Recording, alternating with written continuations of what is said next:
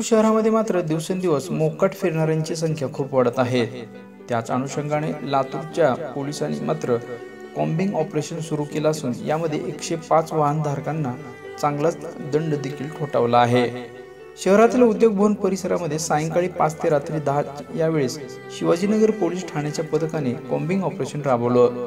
यामध्ये पोलिसांनी MV act खाली एकूण 106 खटले दाखल केले असून 1,03,100 रुपये असा दंड वसूल केला आहे।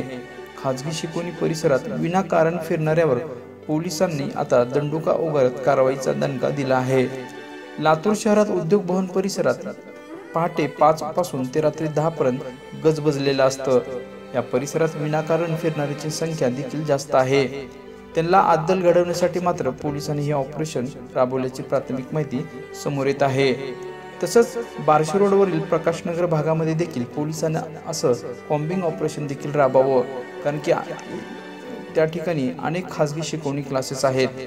त्यामुळे संध्याकाळी शालेय मुली देखील आपल्या घराकडे परत येत असताना काही वाहनधारक म्हणजेच मोकट फिरणारे मुलींना त्रास देत असतात, अशी पालकांची सातत्याने मात्र चर्चा असते। मात्र याकडे देखील पोलीस प्रशासनाने लक्ष द्यावं अशी नागरिकांची मागणी होत आहे।